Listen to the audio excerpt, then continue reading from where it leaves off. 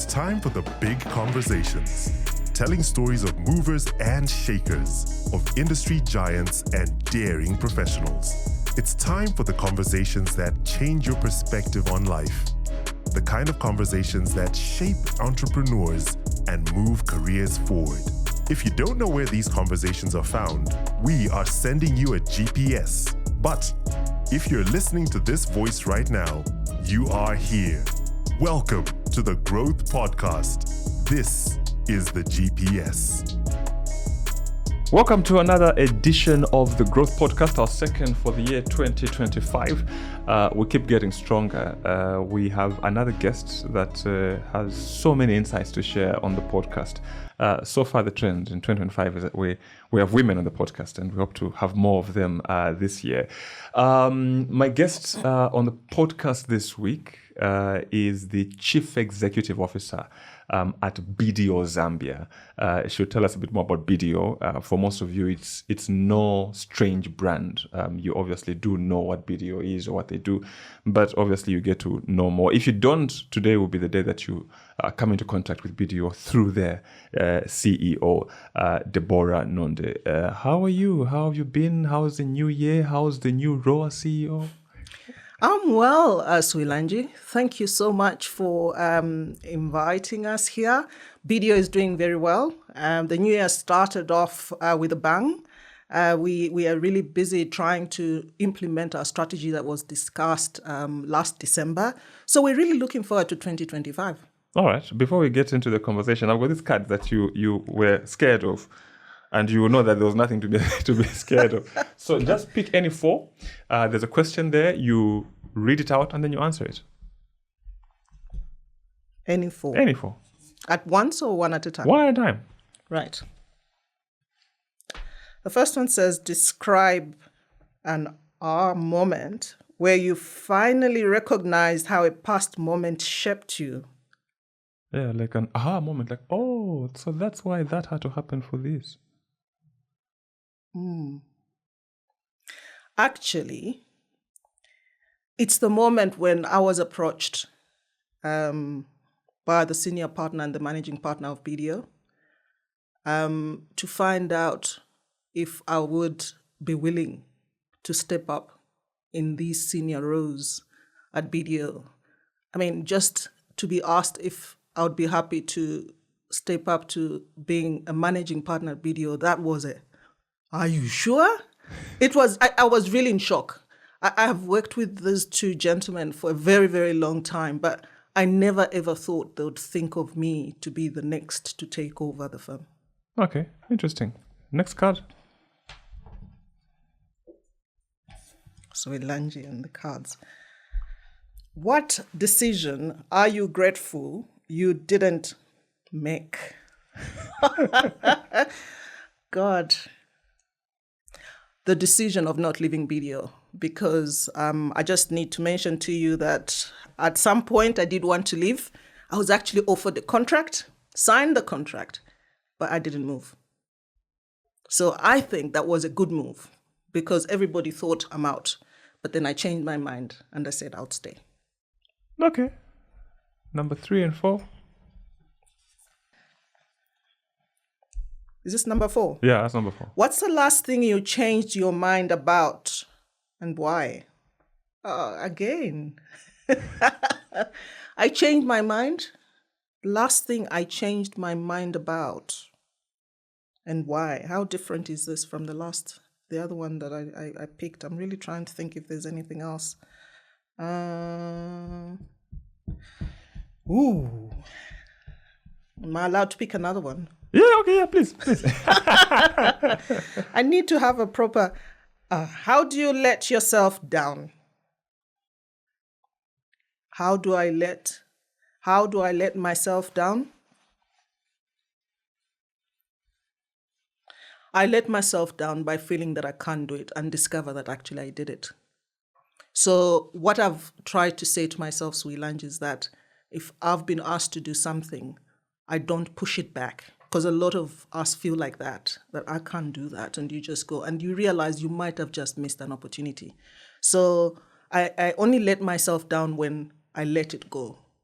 So it's one thing that I think it's sometimes very difficult to be confident about yourself, to say I can actually do this, and we lose opportunities like that because you just say, no, this I can't do, it's not for me, you move on.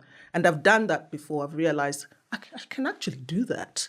Why didn't I just do it? It's like you're in a group and they ask a question and you're feeling like, can I answer this? No, not me. It's because you're telling yourself, I can't. Maybe my answer is wrong. And then your friend gives the answer and then you say, oh, I knew that. So it's in such cases that I feel in cases where I've just said no to some opportunities, I've missed them. So I've let myself down on those, and I will make sure that from now, I think from experience, I'm learning that it's one thing I should never do. And I just push myself and realize I did it. All right. And we're done with the questions. BDO, first of all, I don't know if this is a good question or it's a weird question. What do the letters BDO stand for? I've never really... The letters are actually just initials of the original partners of BDO. Okay. Yeah. Oh, okay. Yeah. Okay. Yeah. Now it makes sense. Yeah. And then you've been at BDO for 30 years. Yes, maybe slightly more. Maybe even slightly more than 30 Yeah. years. When you first walked through the doors of BDO, did you see yourself lasting that long in the organization? Not at all, because I was very young. I just actually finished my first year in college, and I was privileged to start my first job, which was, of course, like you've probably heard, just walking in and you're told your job from today on will be filing. So I was so young and I wasn't very comfortable coming from school. I never really thought I would stay there longer. I just thought, look, it's one of those things you do after school. And yeah, I'll move on to another organization. Okay, and how then did you begin to progress in the organization? How was it, for example, your first promotion, your first leadership role? So I actually was trained. I've done quite a lot of job on training. So when I went in, because I was so young, I was dumped with all the bits that people didn't want to do. So after I did my filing work, they noticed that I was very good at it and, hands-on. I was then introduced to running payrolls of the company. So that then when I started learning those payrolls, learning how to run a payroll, you have no idea because you've just done level 1 of education. But I pushed myself and I learned, and I could see that I started progressing. From learning payrolls, because I was studying accountancy, I was introduced to more work in accounts. And I found myself now being involved in audits. And then the ZRA had just introduced a VAT. I was introduced to the VAT system. So I started now setting up the tax department because by that time, the firm didn't even have a tax department. So I then started off with VAT and started doing income tax and started going to ZRA as a young girl, just trying to find out more. And that's why I'm saying most of it was actually job on training. So I noticed that I was doing very well on that. And the department started growing. And we started getting clients, and that's how come I was recognized to be able to actually lead a department. I was put in charge of a tax department, which grew very well. I probably had about 3 or 4 assistants. And at that point, the firm grew, the audit department grew. And I was also involved in auditing. I did a bit of audits, but then I was asked to just concentrate on the tax work because it was difficult for me to do both. And it's at that point that I was actually made to be the managing director of BDO Tax Services. So we had different companies. We had the audit company and we had the tax company. So I was made managing director of BDO Tax Services. And with time, spending time there doing all sorts of things. We then merged with another company called Pembroke Tax Consultants, and I was joined by my colleague, another tax director that came in with that tax practice. And boom, I was then asked if I could just have a small share in the business because I was then made to probably start just getting share of profits because I wasn't a partner then. So I was fine with that. But with time, Swilanji, I was called and told Debbie, you've been offered 25% shareholding. I was like, what? How? Off the tax practice. And that also came as a shock to me. And I think it's because I was not physically pursuing it. I was just doing my work, but I think my supervisors, the partners at the time, could see how I was working and they could see potential in me, which I really appreciate to this day. And later on, we merged to become BDO Zambia, which is one firm. We put all the different divisions together. And again, called to a meeting and told Debbie, from now on, you just become an equal shareholder. All the existing partners, we put everything together, and I just became a 20% shareholder, because then we were like 5 partners. So I was given 20% partnership of the entire firm. And all that was after so much work that I didn't still see that I was going to be on that table. 30 years is a long time in the same place. And now, with these Gen Zs that are coming up or can't even stay 4 years in one organization, how do you still maintain the same momentum, the same passion for the same organization and still not show like, that lady, she's been here 30 years, she's tired? I think it's because I love my work. I love what I do. I'm very passionate about it, because I sometimes even find myself, even when I'm driving home, trying to find solutions in my head of some of the problems. And because I love it, I never get tired of it. I just love dealing with clients' issues every day. And the beauty with what we do, especially now in tax, what we do is more like a clinic. I see different issues every day. Sometimes I feel like there's a queue waiting outside. The moment you deal with one, the next one comes. So it's never boring for me. It is stressful sometimes, but it's just knowing how to manage it. So I just do it. I think it's because I love what I do and I like seeing results. So the results keep me going. Okay. Do you have people who had an influence on your career in terms of like mentors? Are there people in your life that you went to learn about leadership to ultimately be the leader you are today? Yes, there are people that I worked with, and mostly it's the people that I worked with. How do you approach them? So this is one thing that I try to tell even my staff in the office, that they sometimes come to me and they want me to mentor them. And I'm like, fine, I'll try and do what I can do. But looking at my busy schedule, I really don't know how I'm going to mentor you, because I won't have time to sit and talk to you like this. And that's one thing that I've noticed, that yes, mentorship is very, very important, and it does help a lot of people. But in Zambia, I think we're still way behind. And what helped me to get through or to be able to be mentored is that I was being mentored without my mentors knowing. I followed them without them knowing that I was actually, I had an agenda. And what I did is just finding time, even 5 minutes, to have a chat with them. And when I didn't understand something, I'll just go to them, to their office, and have a chat about that problem. Or how do you think I can deal with this? This is what I'm doing. What do you think? I didn't really have to have a specific program set up. I mean, these people mentored me to this level that I really appreciate. I did this. But this was a deliberate move by me, Swilanji, not that somebody had to give me a program. So I would actually age a lot of youngsters not to wait for somebody to give them a mentoring program. That doesn't just work. You have to want to do it yourself. Have where you want to, your goal, and then try and find somebody who is that person that I want to just try and follow, and just ask them to help you from time to time. Because people just tell you, I'm busy, I can't do that mentorship program. I actually agree with you. But then also, what have you learned over the years in terms of managing people? What are the dynamics that come with managing people? Managing people is not easy because it involves emotions as well. So when you're managing people, you really have to have a listening ear, and you also have to show them as an example. They have to see what you're doing. And the moment they see what you're capable of doing, they will follow your footsteps. What I've noticed with managing people is that, yes, you can give them instructions today, but if they see that you're not a part of what you're talking about, they push back. And this is why some people wonder how I do it. But it's because I know what I'm trying to do. I've assigned Peter to do some work, but I want Peter to see that I'm capable of doing that job as well. And Peter is trying to now compete so that when we sit on the table, I'll say I've done it and he'll say he's done it.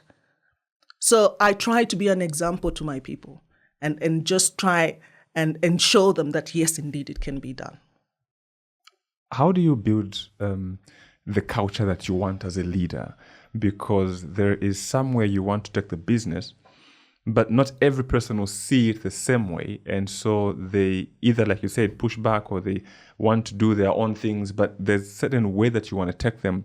But then sometimes you find that either the culture of the place that you find there is different for you because you've been there. But a new leader, for example, may come into BDO and find this culture that they don't agree with, and they want the staff to go this way. How do you carry people along? So I like you say that I've been with BDO, and to come in as new CEO would be easy for me to manage because I've been there too long. Solange, I want to say actually it's not. We've had a cultural problem at BDO, and it's one thing that we want to sort out. We feel that, yes, BDO has been in existence for a long time, but it's very, very difficult to say that this is a BDO culture. And so we did sit down as a partnership or as a board to say, what can we do? We came up with a plan that we then went back to the staff to discuss with. We said to them, we need to have a BDO culture. You need to be able to see that that is what BDO stands for. So we've done that. And just being in office for 1 month, Suilanji, I can see that we are already starting to build a culture. What am I talking about? This is what I'm saying. Get done. Touch and go and get it done. That is our strategy for 2025. And that's exactly what we're doing. What does that mean to them? So end of December, I decided that as the one leading this, I'm going to drive something that will probably introduce the touch and go and get it done. I decided we renovate our reception office. I don't know whether you'd been at BDO before. And our reception has changed.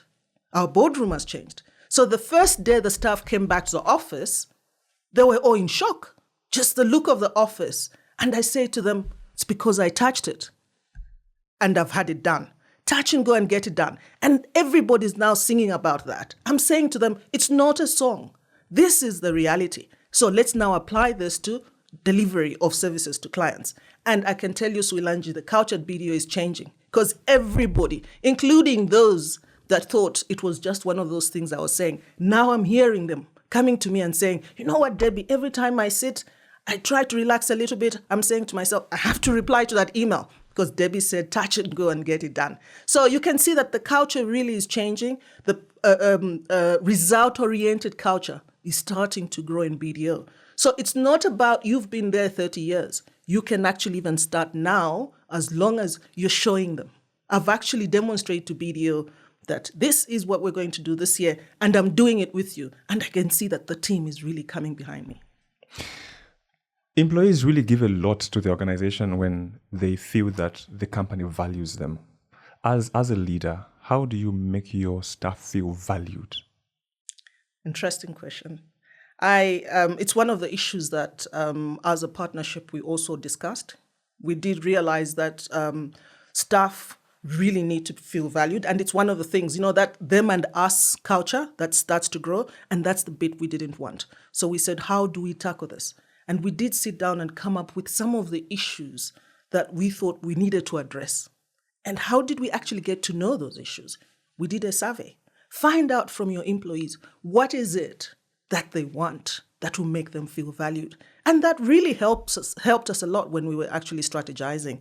And we came up with some of the ideas. You won't believe, Suilanji, that a few days ago, I just presented to the staff some of the ideas they've been looking forward to. For instance, I just told them every quarter, one day of a quarter, they'll be knocking off half day. You should see the joy on their faces. I mean, those are the kind of things that they like. Just being awarded, just saying thank you for bringing me that client. Thank you for meeting that target team. They just get so motivated. So rewards is not just about money. And this is another thing that we've actually realized, because some people think it's about paying them high salaries. They just want to feel part of the firm, part of us. We've said to them, go and get us clients.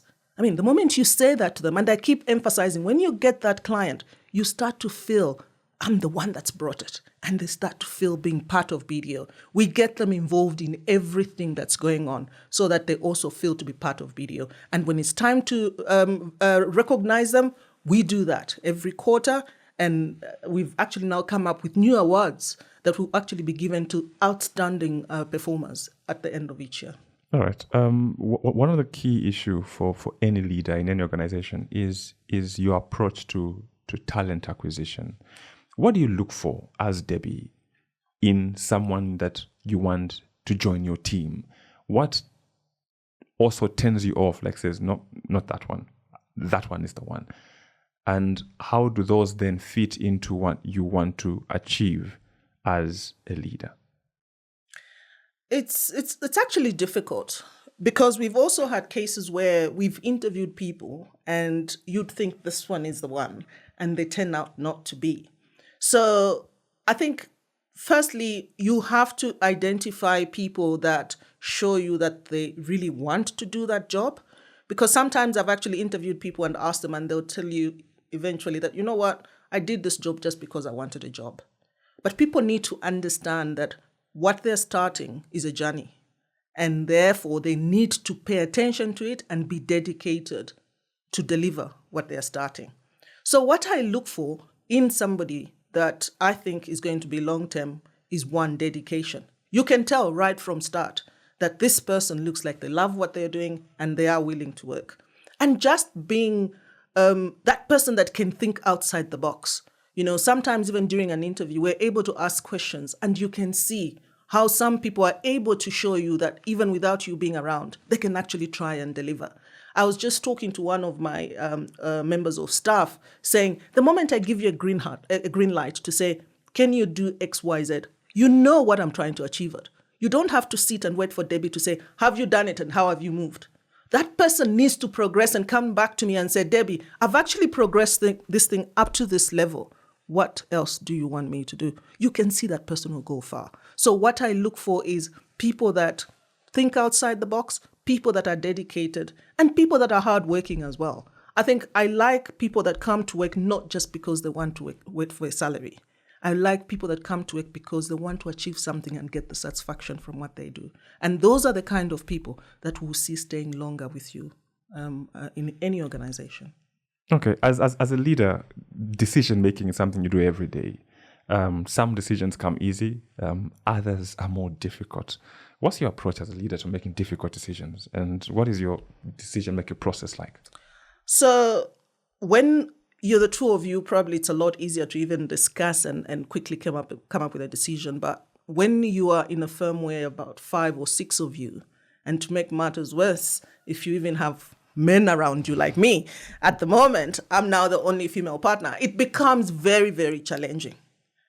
But what I can at least say at this point is that I'm very grateful that I've got a very supportive team, that the men that I work with are very, very supportive. But my strategy always when I'm making decisions is to try and discuss issues with my partners at individual level.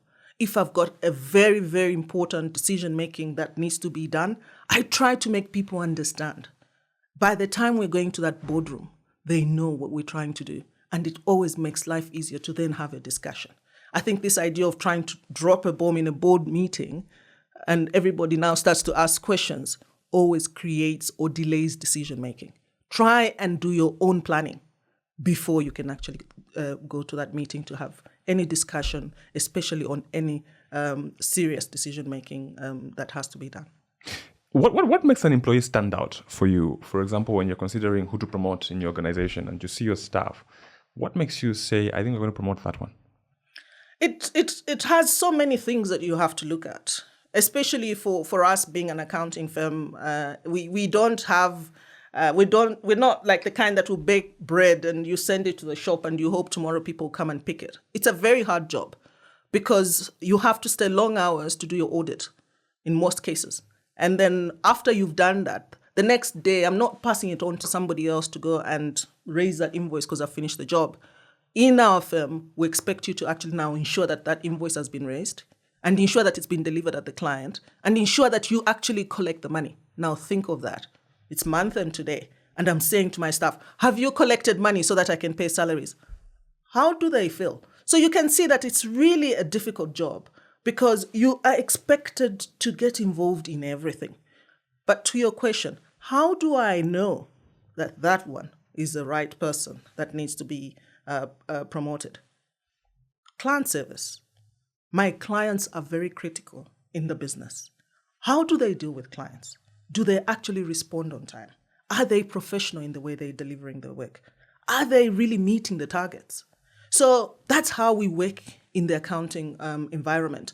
We want people that are so dedicated. We want people that are very professional in the manner that they actually do their work. So I can't say there's one thing that I would be looking for to say that is the one to promote. It does actually come naturally. And this is what I was saying to you, that when I came up the ladder, I never approached my boss to say, I've been with BDO for 15 years. When are you making me manager? No. And I see that. Some people actually have to go and push and say, sir, what's going on? But it just comes naturally, Suilanji. When you work hard and the results are seen by everybody, your promotion just comes naturally. And I do the same for the staff. Though sometimes I say to them, because I did that, I'm not saying never come. If you feel you're performing and I'm ignoring you, come to my office. Let's have a chat. And why should we have a debate if I've seen it? Do you understand what I'm saying? It shouldn't. It should naturally match. But if you are on another page and I'm on another page, it's always a problem. So I feel that a dedicated and hardworking employee should be seen by everybody. And I say this to the staff. It's not only me that will make that decision. The moment I ask partner B, do you think we should promote them? The answer yes should be coming straight away and not thinking, I'm not really sure about that one. It means that that person is not ready. So you need to be all-rounded. Like I said, delivery, client service. Are your clients happy? They should be able to say, I will attend with that one. That one will attend to my issues, Debbie. You don't even have to come. Then I know that person is now coming up because the client is not relying on me, but they can actually now rely on my member of staff. Would you say Debbie is a tough leader? I can't say tough. I don't know. I think I'm not a tough. I'm just result-oriented. Maybe some might see my result orientation, wanting to get results as being a tough person. I really don't like wasting time. It's like decision-making, Suilanji. I'm not the kind that will get a document and keep it in my in tray for days because I'm thinking about it. I'm like this. Touch and go and get it done. And that's the reason why I'm trying to actually drive that. Because I've seen ever since I was young, that's really helped me. If people perceive that to be tough, then tough. Because as far as I'm concerned, that's all that drives me. And because I do that, I get what I want. My results are there, and it shows. Okay, so you're result-oriented, a bit tough. How do you draw the line? And why I ask that question is because how do you balance between being tough or result-oriented, as you say, touch and go, and also being an empathetic leader? That's a good question. So it's one thing that I've actually learned from my mother is loving people. I've been brought up in an environment where we lived with people, even when I was a lot younger. So my mother always says, love the next person. It be your brother, it be your cousin, your neighbor, whoever you're working with. And because that has also been one of the things that sort of has been brought up in me, I feel that love is the very most critical issue or important thing that I need to recognize all the time. I might be tough, but I want to be empathetic. I want to be able to understand. If I'm asking Mary to do this, is Mary in a position to do it? If Mary is not doing, where's the problem? So what I also do, Swilanji, is I don't just ask you to do something. I want to know whether you can deliver. And if you can't deliver, I'm asking you to come back so that we can talk about it. Because I don't want us to be talking about those issues when it's on the due date. So I think because of that love that is embedded in me for people, I don't get to the extreme. And sometimes I see it that, oh my God, maybe I was a bit tough, and I'll call you back and we can have another chat. I just want you to understand that, Swilanji, all I want is a result. Sorry if I was harsh, and I didn't mean to. There are a lot of other, young women who want to aspire to the highest level of leadership. In your organization, I know you've got Tato, you've got Kochire here. What advice do you give to these young women who are on this path to one day, I want to lead either this organization or the next organization? What do you say to them? What do you tell them in your interactions? I actually say to them, 1, love what you do. And 2, this idea of saying the grass is greener out there, I can tell you, even where you're standing, it can turn green if you water it properly. And that's me. Because, yes, I told you, I was offered a contract and I could have jumped. But here I am. The grass is growing and it's very green. So what I'll tell them is that love what you do, work hard, Swilanji. Things don't come easily. I hear some people that say, oh, others are just lucky that they end up getting to those positions. It involves a lot of hard work. When I look back in my career, I think I did my bit. I really put in the best to get here. So I would encourage the youngsters not to expect things to just be given to them. Hard work pays off. Kochiwe, go and work hard and it shall come. It shall easily come to you, actually. So the point is that when you work hard, it easily flows. Remember what I said, you don't even have to negotiate your promotion. It automatically comes to a point where when it comes, you're even in shock yourself because you thought, I thought this was normal, but somebody was seeing something exceptional in you. And I think that's what I would advise. For some people, there are a lot of other variables, outside of hard work. I know that there are others who are watching this podcast right now and thinking, look, Debbie, I work hard, but in my company, they'll promote based on relationships or who knows who, or that person just came from outside, promote them. And so there are all these dynamics then that make me think, you know what, maybe let me go and try the grass somewhere else because here hard work is not enough. How then do people like that navigate those kinds of environments where hard work is not enough? There's this culture that is there where there are other maybe invisible variables that will make one promoted over the other. That's true. That is actually true, that there might be some cases where you've got such situations where you just feel that people are just being unfair. And I always encourage my staff. I mean, being in BDO for more than 30 years, I must tell you, I have a long list of people that I've worked with that have been through BDO and left. And every time someone comes in my office to say, bye, Debbie, I'm leaving, might be from another department, not even a department I'm working in, I feel so hurt. And at some point, I used to even react. Why are you leaving? You know what I mean? But I've come to realize that yes, people move on and they can move on. But I always encourage people, the people that I work with closely, if you've got an issue, whether it's with me or your direct supervisor, come and talk. I've been through issues as well, Swilanji. It's not like things have always been nice for me. I've had issues in my career, but I've actually reached even the level of sitting with my senior partner at the time, just to explain to them what I'm going through. A problem that could have led me leave BDO became a simple problem, and here I am today. So all I'm saying is don't attach emotions too much to your career. It's only a job. You can actually resolve some of these issues that you're having with your direct boss. And yes, if things are not working, you can move on, because who wants to risk their life for that? We don't want you to be depressed, start now with mental health issues just because I'm in an environment that's not working. I was talking to another young girl a few days ago that was actually telling me, no, this is too much. I can't cope with this. I think I should find another job. After my conversation with that person, I was shocked. About 2 days ago, they sent me a message and said, you know what? After talking to you, I'm now driven. I think I'm going with this. And there's no I'm leaving. And I just said to myself, what did I say to her? But it's those things that some people just need to hear. Bits and pieces of what can help them put their lives back.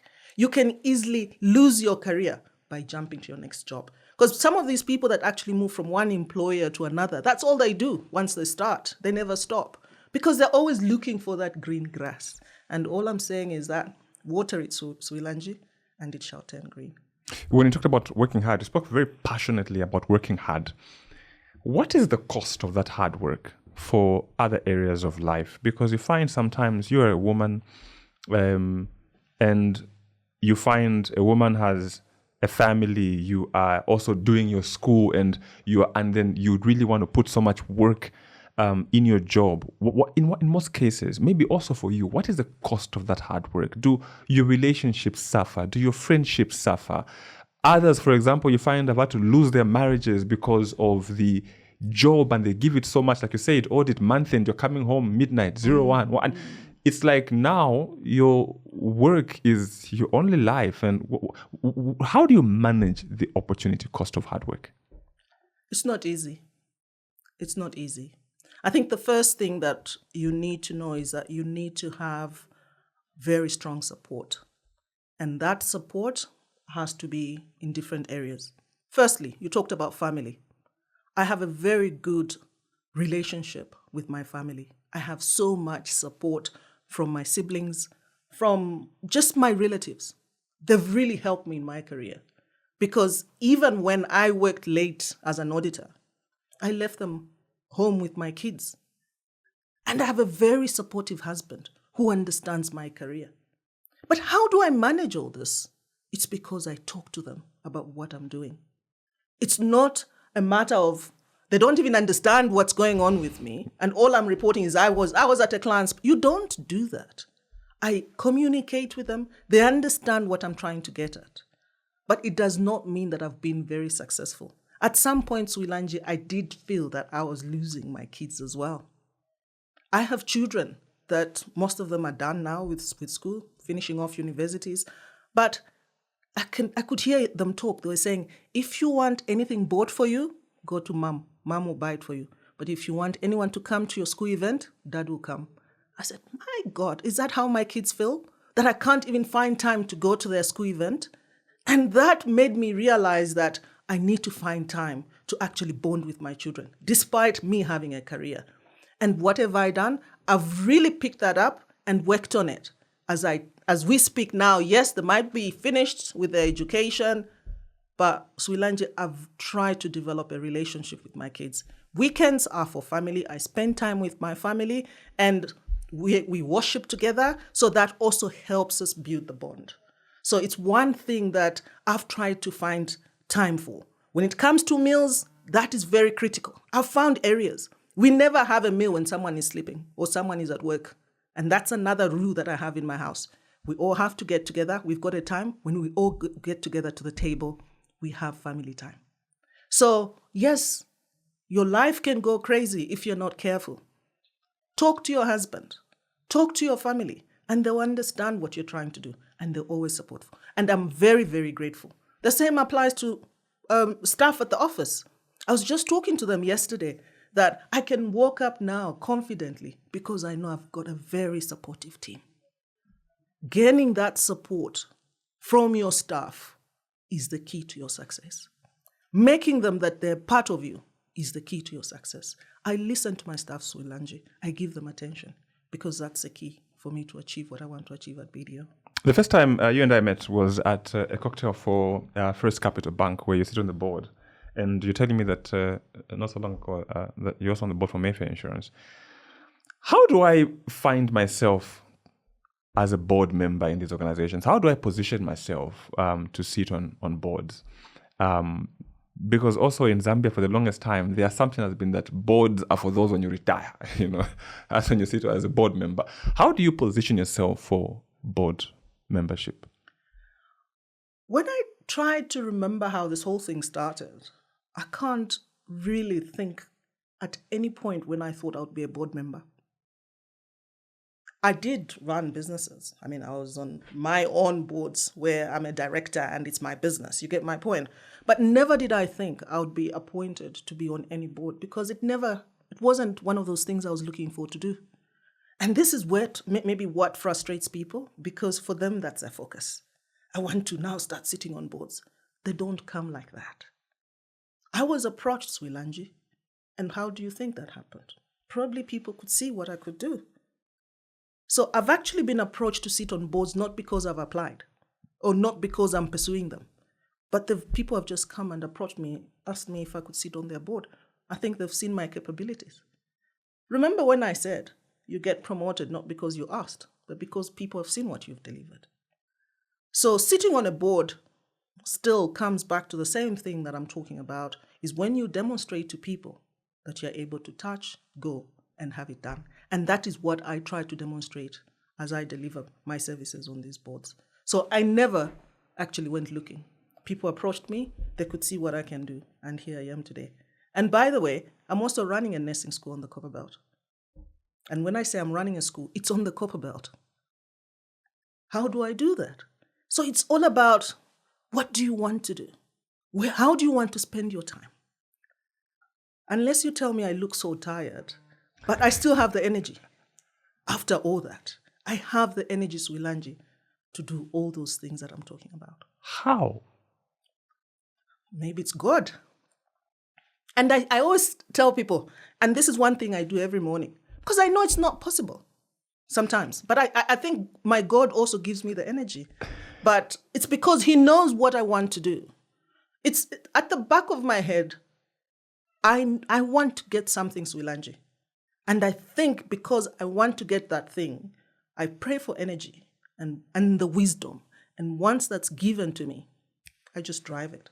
Because, you know, this conversation, I feel like BDO is the only thing that you do, because you speak so passionately about it. And I'm thinking, it's that kind of thing where you think, can I go to Debbie so I can partner in this business? No, she's busy with BDO, So, but you run a nursing school. And I'm assuming that you also run other ventures. I do. Outside of BDO. I do. How do they still succeed? Planning is also important. It's like going to a board meeting, Swilanji, or even a meeting within BDO. If I'm meeting my staff tomorrow, am I just going to wake up in the morning and go to a meeting? It will never work. Planning is very important. Preparation. Everything you do, you should learn to prepare. And that helps me a lot. I'm very privileged now to be working with Kochiwe, who is really also helping me with that. You need to have a helping hand. And you need to be able to manage people well. Delegation. I delegate. I don't do everything. But when I delegate, I want to see it done. So I'm focused on what I'm doing. I delegate. And I plan. It happens. How do I become all-rounded as a leader? Because you mentioned, look, you're on the board for a bank. You've never worked in a bank. You're on the board for an insurance company. You never worked in insurance. But yet you still have to show up for those board meetings and add your voice and add value to that business that you have no experience in. How do I become...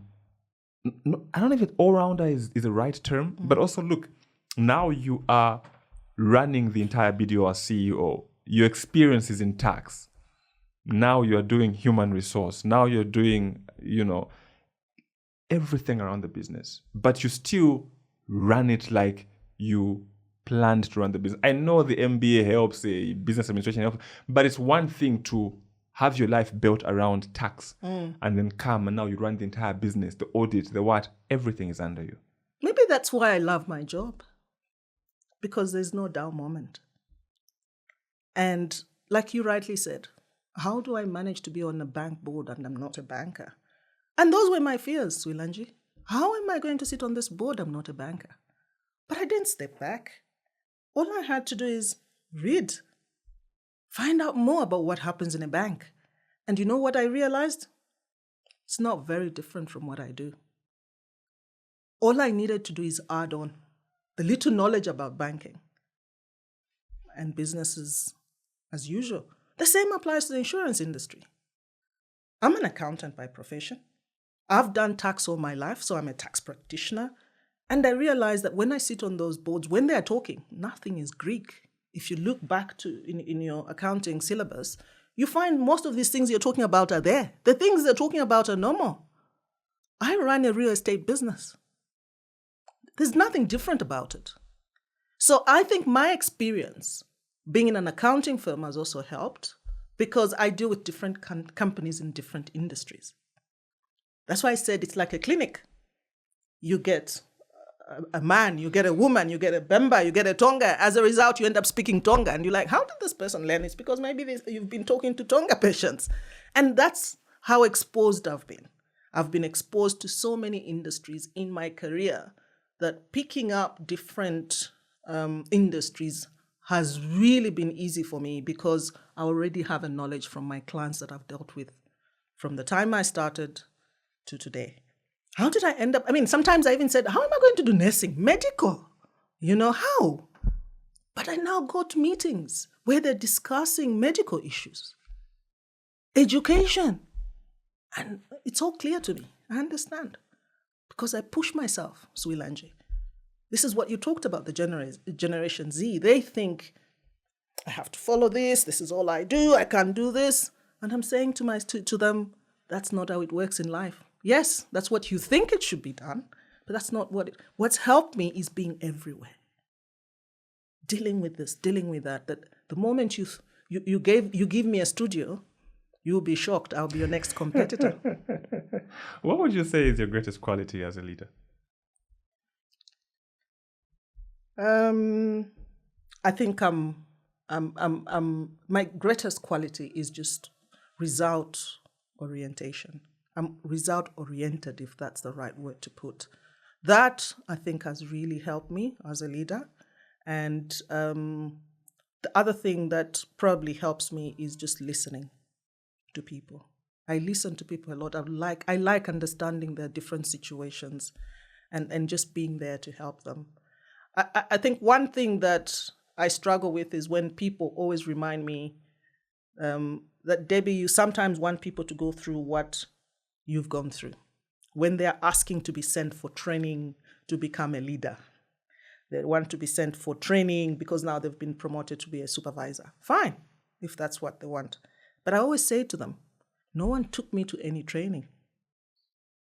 Job on training helped me a lot. I'm able to see what you're doing, Swilanji and Len. But some people push back. I've been made a supervisor. I'm waiting to be taken for training before I can be able to deliver. I'm saying to them, you can actually do this. Just by seeing what Peter is doing, you can actually pick up if that's really what you want. So as a leader, I always say to myself, what results do I want? And how do I achieve these results? Like I mentioned, I then go on to plan on how that's going to be happening, and then I follow it through and make sure that I get the desired results that I want. I am result-oriented, and I think that drives me a lot. As a result-oriented leader, are you one of those who, Kochiwe, I want you to do this. I don't care how you do it. Just give me results. No. And that's exactly what I said to you. That because of the love that I have for Kochiwe, I don't want Kochiwe to feel like I'm putting a burden on her. I want Kochiwe to love her job. Swilanji, I want to drive a BDO with a team of people that love coming to BDO. I don't want people to be saying on Sunday that, oh my God, it's Monday tomorrow. So I also want to create a BDO that people will enjoy working for. I want to go around and every time I meet somebody to be able to say good morning and they say good morning back to me. And that's exactly what I'm working on. And that tomorrow will make them come. Someone said to me that there are some people that even when you're entering your office, Swilanji, I should be able to stop and say good morning to the security guard at the gate. Do you know where you want to take your company in the next 10 years? Look, I've just stepped in now, and I've been around for 30 years, and we are a team of us. But as CEO, I think I really want to see BDO really grow in the next 5 years, if you ask me.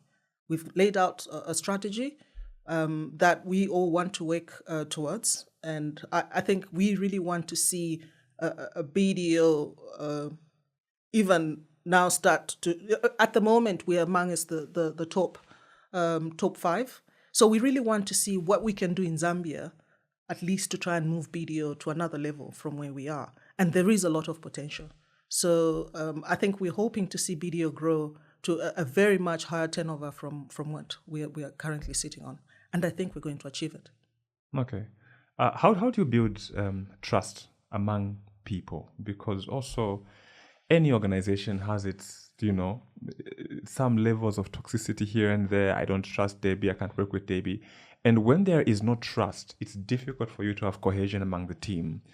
How, as a leader, do you ensure that there is trust among staff where you cannot be there and they work very well because I trust that this person will, 1, do their role, 2, will give it everything. Number 3, they know I have the best interest at heart. Where there's no trust, it's, no, I can't, I have to be there, I have to be there, I have to be there. So trust is very difficult. But like you've rightly put it, it's the driver. It's part of it. what I've noticed is that when there's no trust, so much breaks. And as a leader, what I have done also is to let go. If I've put Kochiwe in a position to say, Kochiwe, you're going to deliver this, I've let Kochiwe run with it. But I've not allowed Kochiwe to run to the end without me checking on it.